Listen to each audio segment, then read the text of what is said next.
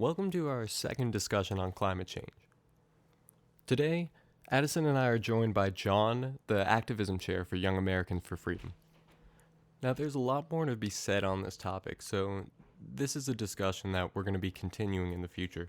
So if you're in the Blacksburg area and you're interested in joining the conversation, just contact us. All our info is in the description below. Addison and I really enjoyed our conversation with John, and we hope you do too.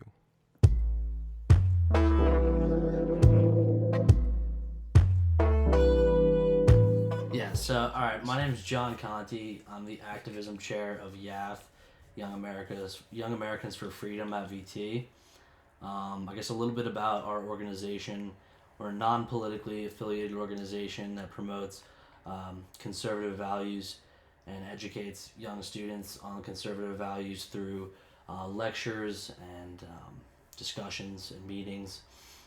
Some of our values include free market capitalism, strong military, freedom of speech, supporting our veterans and troops, stuff along those lines.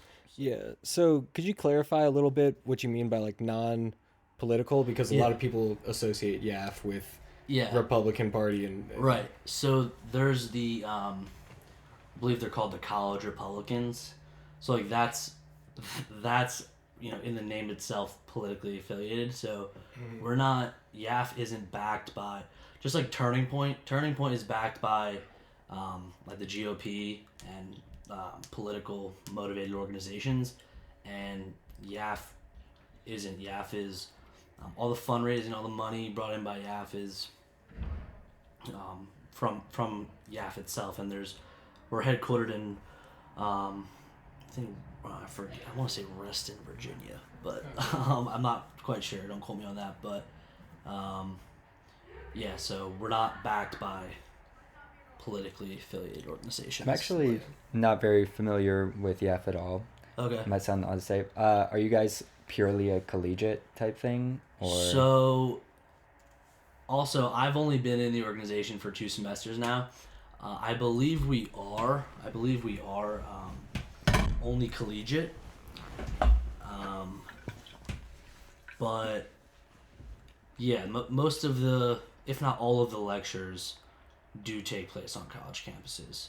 So I'm like 95% sure it is entirely collegiate. But yeah. Yeah, that's interesting because I've always found myself, my values tend to be more conservative, but I've not always found myself in line with the Republican Party. So I like that that's kind of detached a little bit. Yeah.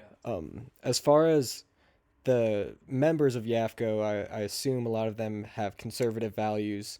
And one thing I wanted to ask you about is what is kind of the consensus view or some of the mainline views on climate change that a lot of members of YAF hold? Because I think it's a little bit different with our younger generation, whereas older generations might have just kept, like wanting to pump oil.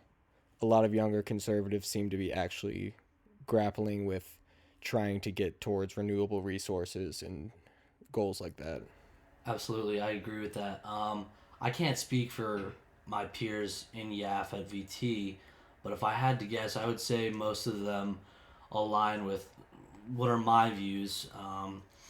And I think you hit the nail on the head when you said, younger conservatives are not like their older peers in the sense that, like myself, I do care about the environment and I do believe in climate change. But yeah, I can't speak for everybody, but I would definitely say I think you're right. I think you're right. We're not like quite like our older peers where we'll drill for anything, no matter how deep.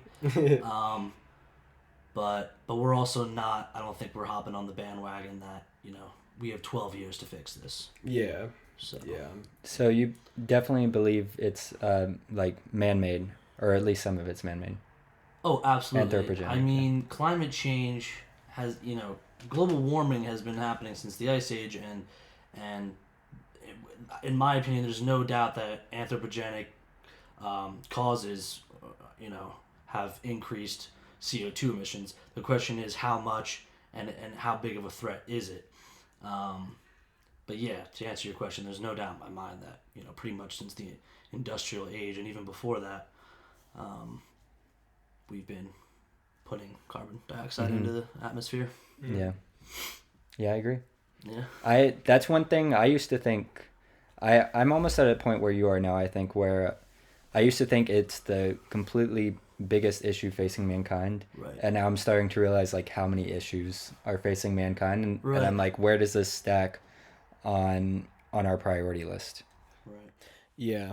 So that's one of the things to me is exactly where does it stack on our priority list, and it seems to be climbing among conservatives, going up our priority list. But I think the real discussion to be had is how do we handle it?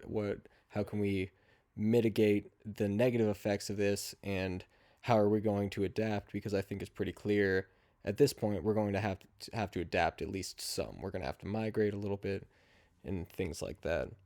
So, what do you guys see as, if you could pick a number one fix, something that you think will take the main brunt of the force out of the negative effects of climate change? What do you think that is? What do we need to go to first? I think the U.S. first of all needs to just recognize that it is an issue, and it's like anthropogenic climate change is real, and then we can start implementing like incentives for new technologies to be put in place. I think it has to be like small scale technologies all over the board. I don't think you can hit one issue, but I think we can rely mostly on entrepreneurially minded technology to like be the brunt force that stops it. Yeah, and I talked a little bit about this on our last episode, but I want to run this by you, John, too, because I think this is where I would kind of separate from a lot of conservatives, in that I think that it is in the government's best interest to incentivize these things. Now, I'm not talking like giant tax cuts or like let's drop $2 trillion on nothing, but I think the government does have an active role in trying to incentivize these things and direct the market towards solutions for it, because externalities aren't necessarily naturally dealt with in free markets, and that's the one that seems to me where government would step in. It's interesting you say that, because I agree, and that's part of my problem with, I think the free market isn't doing enough. Because if I had it my way, ideally, we would have more people passionate about companies like SpaceX and Tesla and companies, like that. And I think because of that, we have to rely on government more. It's kind of like the idea that, capitalism and charity, right? Like, my big part is my big talking point when it comes to my point against socialism is that, like, well, if we don't want socialism, then let's start making charitable donations. Like, charity is the best counter argument to socialism in my point of view. So I guess that's kind of what I mean, is that, like, if you compare that to climate change, well, we might not need as much government regulation and increased tax if the private sector would, consider climate change as a more realistic, as an actual thing, and take the steps needed, small and large scale, to start combating some of these growing issues and concerns. So, you said the conservatives in YAF are pretty open, or from your perspective, they've seemed pretty open to climate change being real and anthropogenic, right? Yeah, I don't want to speak for everybody, but and I've only known them for about 2 semesters, but I would say, they're educated. My peers in YAF are educated. They're not the type that are just hopping on the bandwagon, and they're just not that type. I'm not trying to speak for everybody, but if I had to guess, a majority of my peers in YAF would acknowledge that climate change is real, but again, there's so many things where you can pick apart and talk Yeah. about there. Do you think that's starting to reflect across the entire Republican Party, or do you think that's specific to our generation? Well, I read an article by I think the Atlantic or something like that that was saying that like the polls are showing that young Republicans are are slightly more liberal in the climate change debate as their older peers. So I mean, I'd like to think that yeah, young Republicans hopefully are coming around. But again, with Trump in office and with people hopping on the Trump train, you have people. Trump pulled out of the Paris Climate Agreement. I wasn't totally against that. Yeah. He's the Trump administration isn't afraid to tap into fossil fuels, and that's part of the reason that we're a net exporter of fossil fuels for the first time in like 75 years or something like that. So Okay, y'all both agreed on that. I want to hear why you think getting out of Paris, the climate agreement, was good. Well, to me, I just don't think we ought to be in contracts that are just flimsy exactly. and mean absolutely nothing. I mean, China was So- in the Paris Accords. It pledged it was going to cut its emissions. It raised its emissions. Right. They're still in the Paris Yeah. Accord. Wow. What's So- the point? so- I mean, I think it's a great, that's a great dream. Right. Yeah. Great, but It at means the end of the nothing without day, reinforcement. it's if there's no standard, if we don't make a standard, there's no point to being in it. Right. Mm-hmm. And to piggyback off what Eric just said, I personally have the opinion that any legislation on the international stage that puts the environmental economic burden on the United States is not fair, because I have some statistics right here. These are government statistics. So America leads the world in reducing CO2, and China emits 70% more carbon dioxide than America annually. And between 2005 and 2014, or actually no, since 2005, China has emitted 50% more carbon than the U.S. and India has emitted 88% more carbon dioxide than the U.S.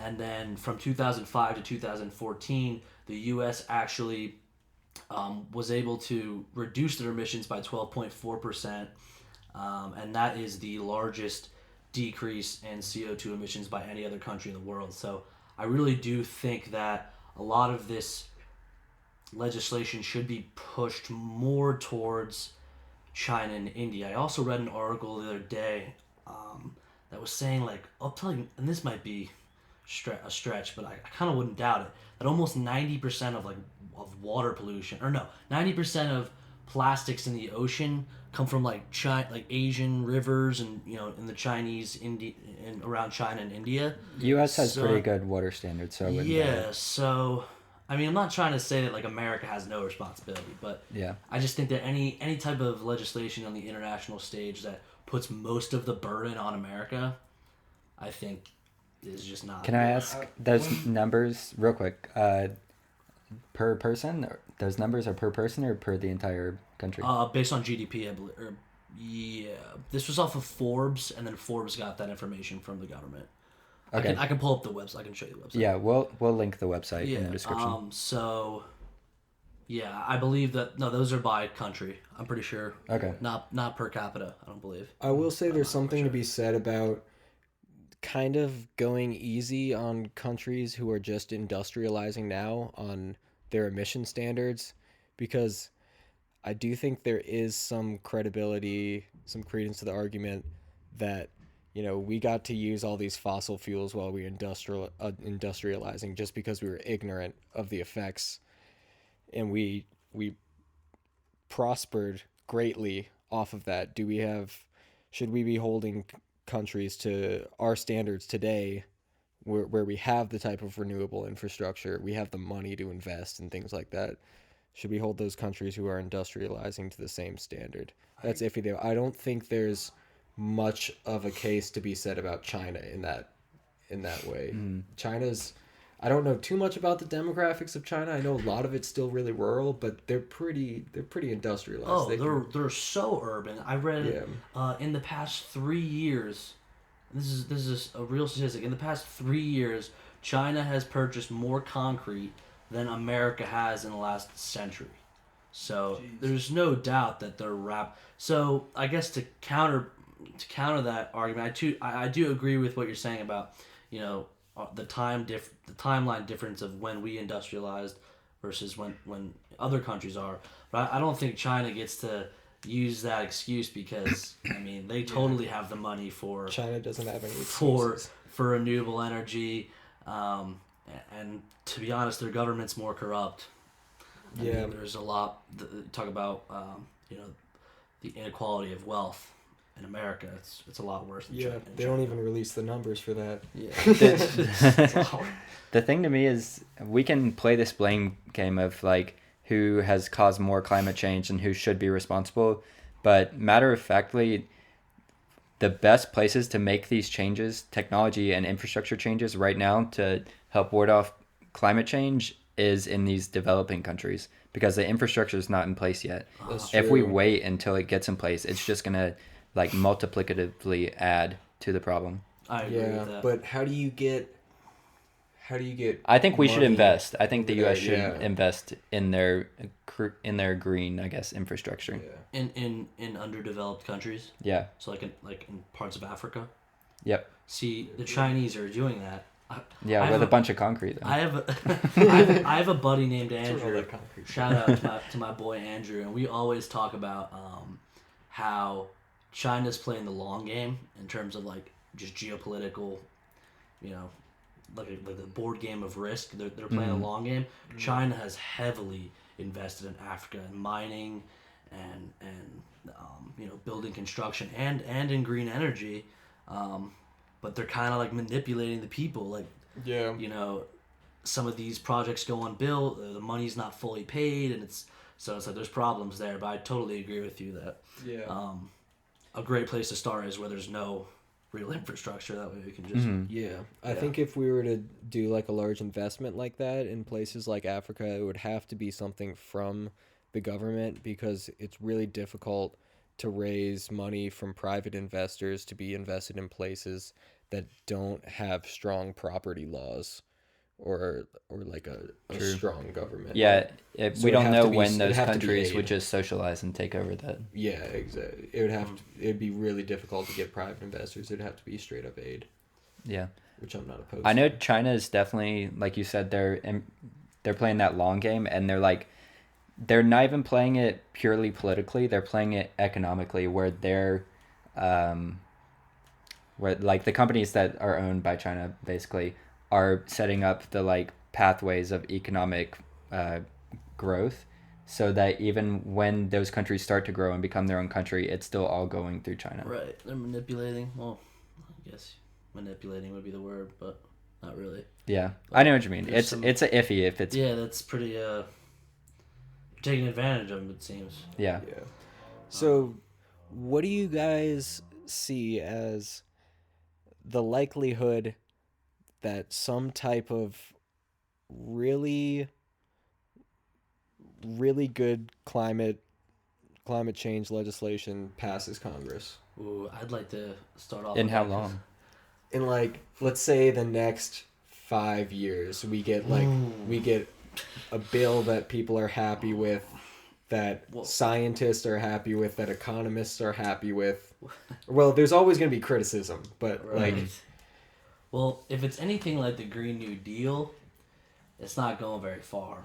yeah. I actually did want to talk about that a little bit, but I mean, I'll let you answer that question too. I mean, yeah. Oh, I don't think I don't think it's gonna happen, but I don't think it's gonna happen because of lack of support. I think it's gonna happen because there's no one clear cut issue to like Yeah. cut down. You won't be able to get bipartisan support on just the slew of things that it would take to make scientists specifically happy. Yeah, that's true. I think what Congress really needs to start doing is almost making these bills more piecemeal. Just taking small parts that we can get both sides to agree on, and if both sides agree on it, just pass that part. It's Stop using it as a... It's interesting. I was gonna say, you don't get your name out there with the little ones. It's interesting you say. It's interesting you say that, because part of my problem with the left and a lot of this legislation on climate change is that they're seeking perfection when in reality, good is good enough right now. Kind of what you're saying. Like, start small. Start with the stuff we can both agree on. And Carol Browner, who was President Obama's top climate advisor, recently said that the 2010 climate bill that Congress considered might have passed if it was smaller.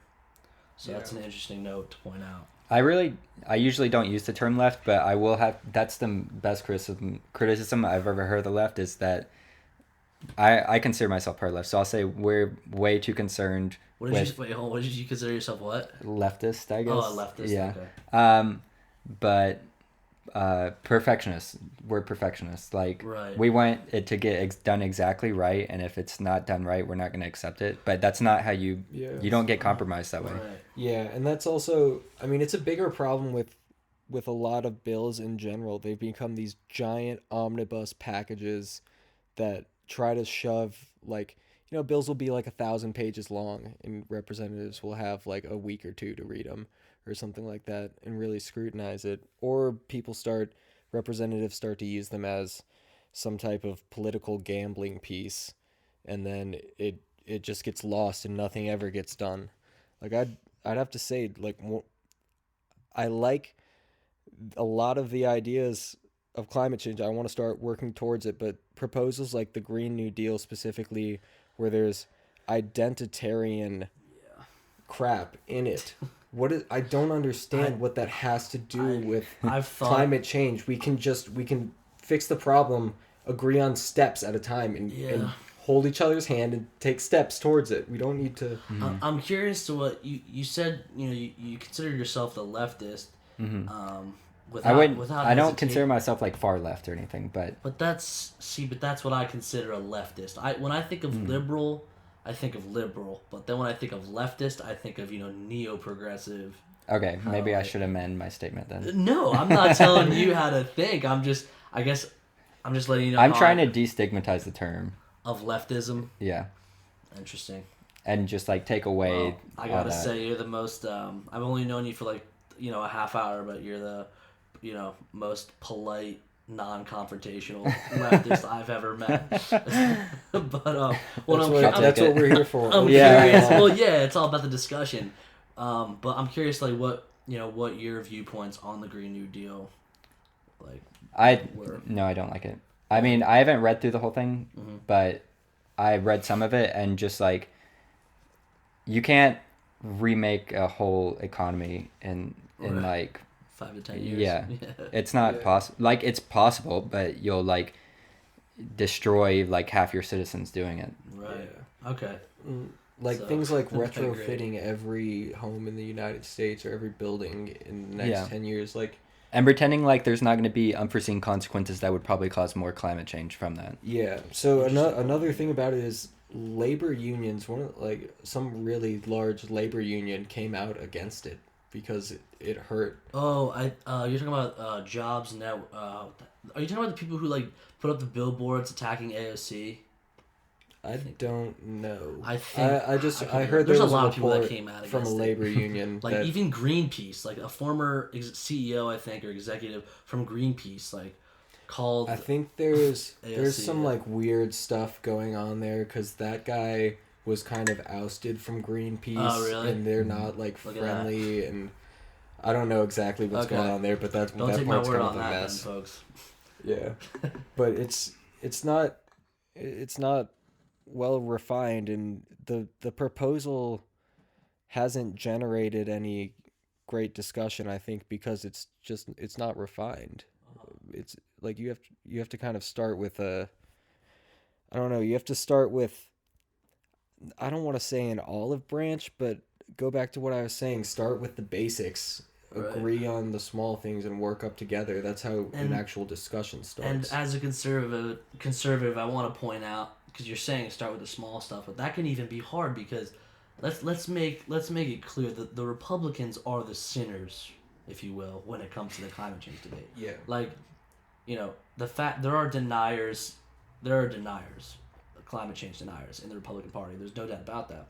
But I think the left, I'm going to use that word, Okay. the left has a different and more significant problem, which is how they message their points, and their messaging tactics, and how they hype up a lot of the data and the facts.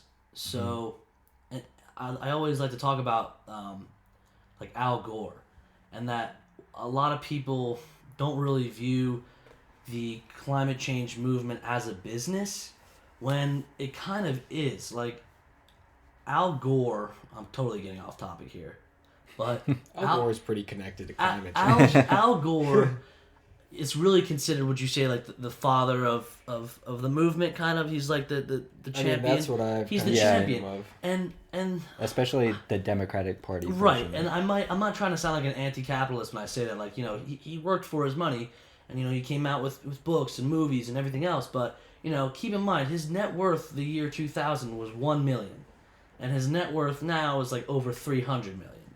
So I mean, that's, I think, important to point out. But anyway, that piggybacked off the idea that the Republicans are definitely the sinners. So to Eric's point that we got to start on the small things, that could be harder than you think. Because, I mean, like, if you have people who are denying climate change, I don't think you can even start with the small stuff. Especially people, like, there are Republican representatives that I see, and I look at them and I'm like, I think you understand that climate change is man-made, but your job is to represent a bunch of people who don't. Right. And Mm-hmm. yeah, and that's kind of politics, unfortunately. So what's the first step that you could see the Republican... Oh, okay, two things. What's the first step that you think you could see the Republican side of the political process accepting, as far as that would help us with climate change? Also, no, let's just do that one first, because they're too unrelated. For me, I think it's nuclear energy and natural gas. I think we've already seen that the Trump administration is willing to use natural gas. But I know natural gas isn't, completely clean, right? It's not completely clean energy. And there's problems with, how we obtain that. But I think the technology is getting better on both fronts in terms of natural gas and especially nuclear energy.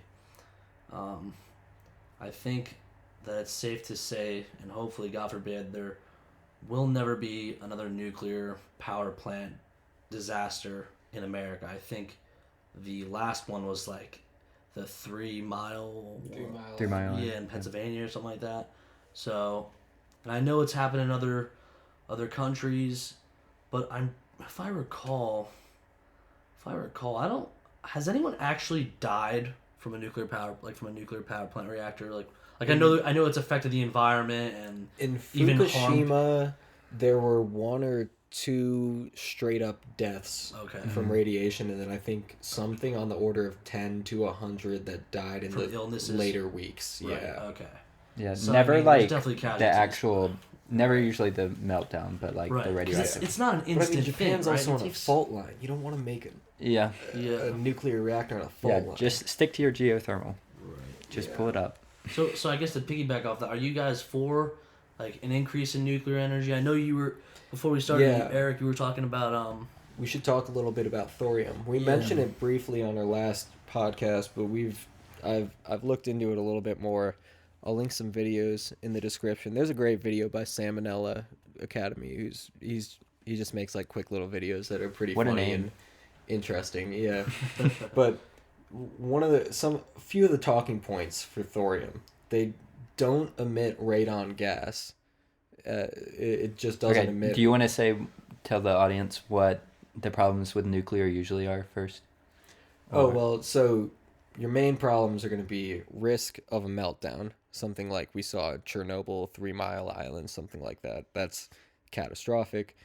And then containing, how dangerous is it to get the materials that we need for nuclear energy? How dangerous are those materials inherently? And then also how dangerous is the waste after, and how much waste is produced. So thorium is an alternative. It's an alternative fuel for nuclear energy, and the main difference between thorium and uranium is that thorium is what's called fertile rather than being fissile like uranium. So uranium the atoms will break apart and actually release more neutrons. I believe it's neutrons that will essentially cause a chain reaction. So if you get a reaction started with uranium, if there's more uranium around, it's gonna keep going until all that uranium is used up. The thing about thorium, because it's fertile, not fissile, is that it has to be accepting neutrons before once it accepts a neutron, it's transformed into an unstable isotope that decays and gives off energy. So the thing It doesn't about automatically that, split. It decays. Yeah, Okay. It decays. It doesn't split. Can I, since I already interrupted you, what number are we dealing with here? The atomic number. Do you know? I can't remember exactly. It's within 2 of uranium. Okay. Some 230 something, 240, early 40s. But so if there is something that went wrong with a thorium reactor, all you have to do is remove the source of neutrons that it's being bombarded with, and it'll stop reacting on its own. It won't keep going like uranium.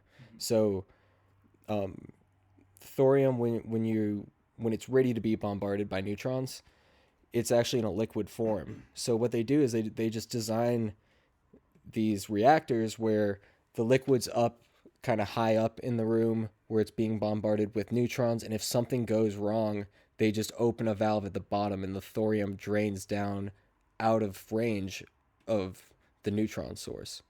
So it can stop reactions much quicker than uranium. It's also about 3 times more abundant and produces about 1% of the nuclear waste that uranium does. So pretty wild. Yeah, perfect. Yeah, Why it's aren't we wild. doing it? Because you can't make bombs out of it.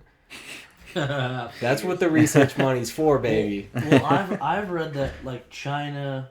I'm trying to think of the list of the countries I read that are doing research and development on it. In the Czech Republic, I think China, the U.S. has done research and Yes, development. we had France. a lab. We had a reactor going in the 60s, I think. Oh, that's Virginia right. Tech. Yeah. No, not Okay. not Virginia Tech. Yeah, that's the right. U.S. had a reactor going in the 60s. 60s, It yeah. just ran from 65 to 69, and then they cut funding because you can't make bombs out of that. Right. Quick asterisk on that, you could make bombs out of some of the residuals from the reaction, But So- people are good enough at making bombs Yeah. already, so. But what's interesting is that 1 ton of thorium can produce as much energy as about 200 tons of uranium, and that's equal to the amount of energy produced by 3.5 million tons of coal. Damn. So my question is, I know nuclear waste sounds scary, but is like 1 ton of nuclear material worse, or not even 1 ton of nuclear material? The waste will be, I think, a fraction of that. No, the waste would have to be... No, because it releases mass as energy, so Yep. it would lose mass. It would be less than that. Yep. Is that little bit of nuclear waste worse than the CO2 that 3.5 million tons of coal would emit? Nope. Yeah, I think that answers the question right there. Yeah. I wanted to go quickly back, Addison, to your question, something that Republicans could get behind that would be kind of like a first step to getting into climate change. I think retraining and education of manual laborers, coal miners, people working in the non-renewable fuel energies, I'm not saying learn to code, Right, like but but yeah. some type of lubricant to If you ease the were, wheels of the free market and get people yeah, into new jobs. And if that's we were using, if we did end up using nuclear power, I know it's not the same as coal, but I feel like there's some transferable skills there. I think there is. I think you have to have a lot tighter regulation, a lot more management, almost micromanagement with a nuclear plant because there are inherently more risks. Yeah. But I think there's a lot of transferable skills for sure. I mean, if Homer Simpson can work in a nuclear plant, Yeah, I agree that there needs to be, you know, retraining and of certain laborers, and I always that's the most common I hear is let's take the coal miners and try to teach them something else. And I know you're not talking as sophisticated as teaching them coding, but I was watching an Anthony Bourdain episode the other week, and it was about West Virginia coal miners. it's the one in West Virginia. I don't know exactly, but I think I saw that one. these people are so like generation after generation. They just it's their life, it's their lifestyle is mining for coal, and that's not even probably not even 1% of Americans, but and it might sound weird, you know that they love doing this, especially when we've seen all the scientific evidence that shows the health risks involved in doing that. But I just don't think it's possible that you're gonna look these people in the eye, especially if you go in with a suit and tie and you try to tell these people, you know, we're gonna retrain you to do something else. I don't see that happening. But do you think it's better to just solar's cheaper than coal? Right. Its price has been coming down every year, and that's part of the problem with solar panels is people put them up and Yeah. the price goes down. So do you think it's better to just like economically let those jobs die off? Well, that's an interesting question. Because there is, I mean, we're talking essentially about in economics what they call the process of creative destruction. Mm-hmm. There's going to be new jobs created in renewable energy that destroy the jobs in non-renewable energy. The problem is, the question is, how many jobs do we have in non-renewable energy and how many jobs do we have in renewable energy? Do those match up? Is it because that's the problem with tech, things like automation and like self-driving cars, self-driving trucks, is that tech is so scalable, there's not a possibility that like we're going to need that amount of manual labor in that system. But for the energy system, I see it quite differently. Non-renewable energy sources could still require a good amount of, manual labor or machine work or something like Someone's that. got to install those solar panels. Yeah. You know what makes me sad as someone who loves efficiency, but I think it might be the future, is more regulation type jobs, like monitoring type jobs. Yeah. Mm-hmm. And I think solar and renewable energy is going to have a lot of those. Because there's just like a lot of individual moving parts, especially when you bring things like off grid, which I think is going to be a big thing. Yeah. But yeah, just a little aside. I have a question for both of you. What do you guys think of, the idea that this is an issue that needs to be, and I think I already know the answer because I made a joke about it earlier about Alexandria Ocasio-Cortez's 12-year comment, but and that's even more extreme than most Democrats would say. But like, what do you guys think about the idea that there needs to be this rapid change in, how we deal with climate change? Because I think the same people that say that there needs to be rapid change kind of forget or are just ignorant to the fact that the construction of our highways and our buildings, and our power grid and our electric grids wasn't a 5 to 10 or even 15-year thing. This was like a century. It took centuries to build, a century to build. And I know technology has come a long way, and it's more sophisticated, but I still feel like the timelines for a lot of these proposed legislations just don't make sense. I think that's where people disagree the most is the timelines. Yeah, I don't think it's going to be some like we have 10 years to live and then the planet's done for. And I think a lot of talk like that in the past has done a disservice to the seriousness of this conversation, to be honest. I completely agree with that. Yeah. Like, now I'm not saying, like, fudge our projections so we say everything's going to be all right. Right. But there's a lot of different projections, and this is a complicated system that we're trying to project. I think we're going to have to update our models yearly, and we're going to have NASA at just monitoring our atmosphere, monitoring our climate. That's their job. They're good at it. I think we need to take it seriously. I don't think any radical shift is going to happen, because I think even if a radical shift did happen, it'd be bad in the long term, because then you get a backlash effect. Yeah. I think what we need to do right now is mitigate, like implement green energy and all that. But those changes are coming, whether we like it or not at this point, with the rate we're on. And so we have to start planning for, like, what are the effects, especially immigration. Yeah. Right.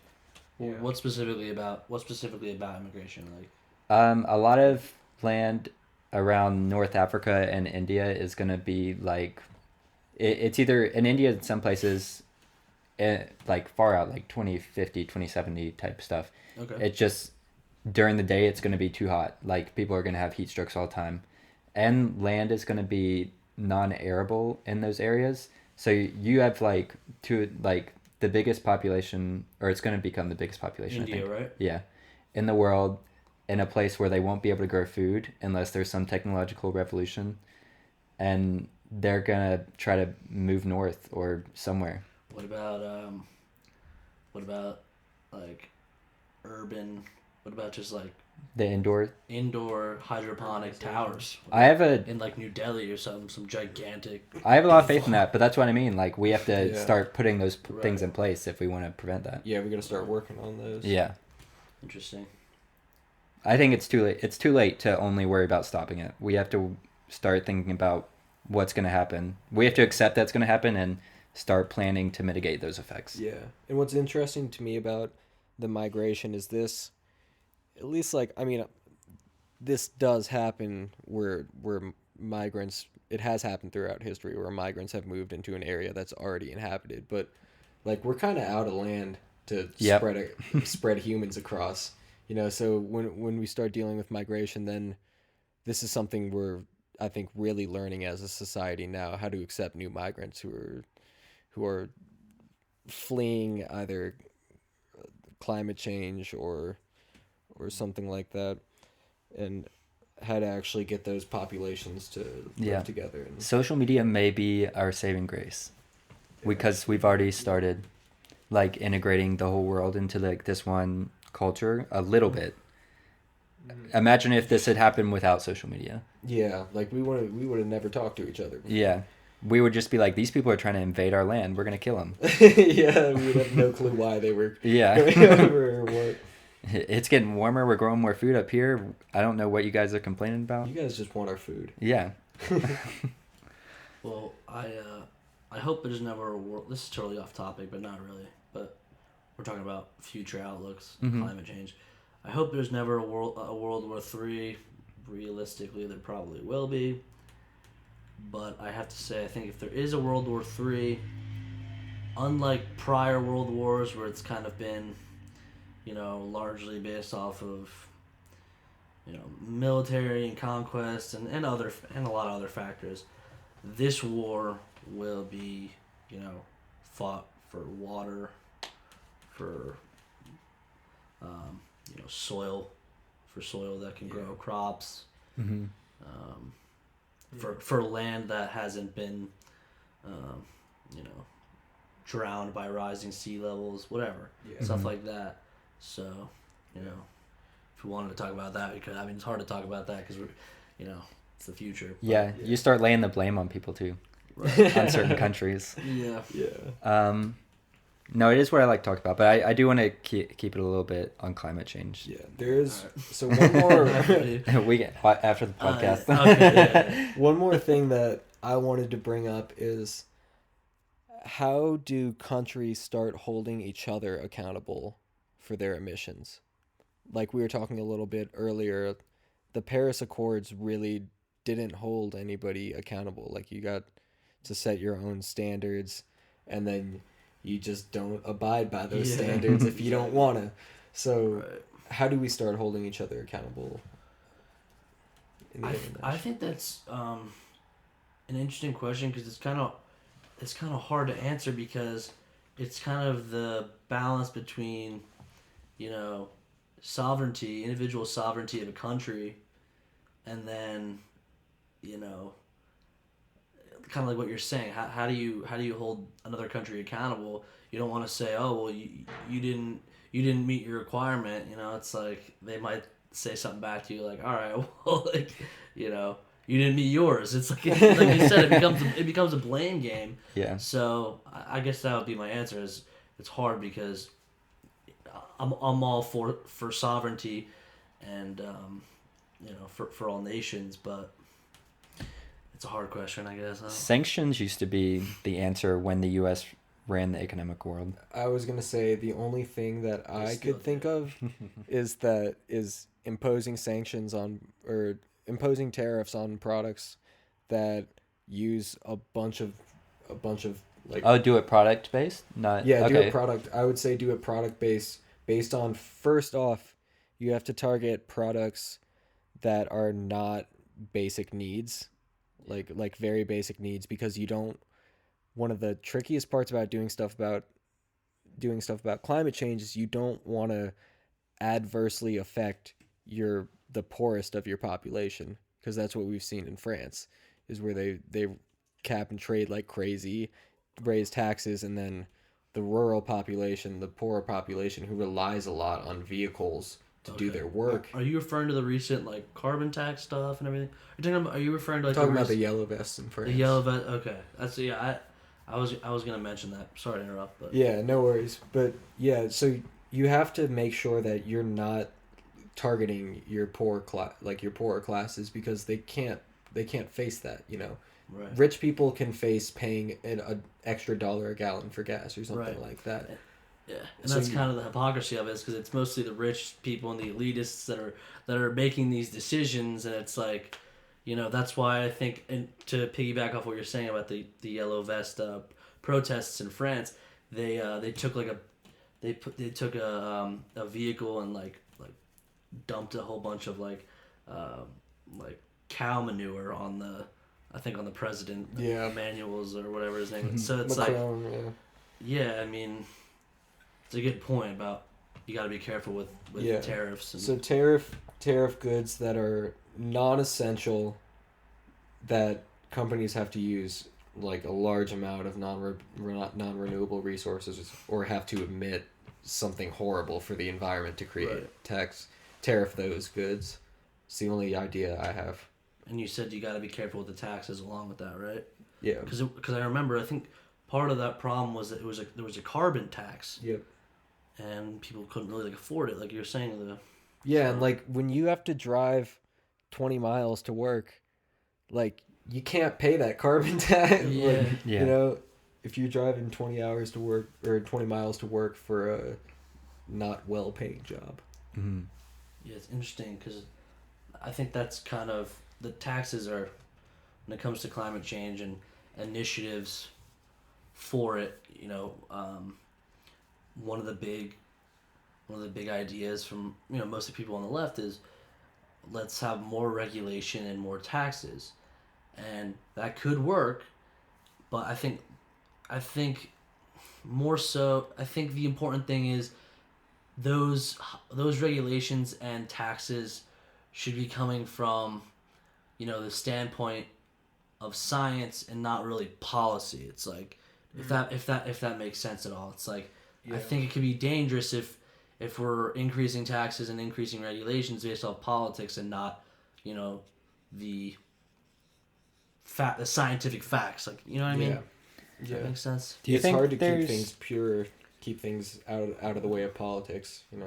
Do you think there's, like, we began this conversation a little bit with you saying that a bunch of the effects of climate change are like externalities to the economic system, like you can't count them? Yeah, what I mean by externalities is that a company could, like, say, produce a product that uses a large amount of non-renewable resources, and they just emit the smoke straight out into the air on their own land. They're on their own land doing things completely legal. Everything's fine. That's their land, their property. They bought the inputs, made a product, but your smoke is going to go into everybody in the area's air.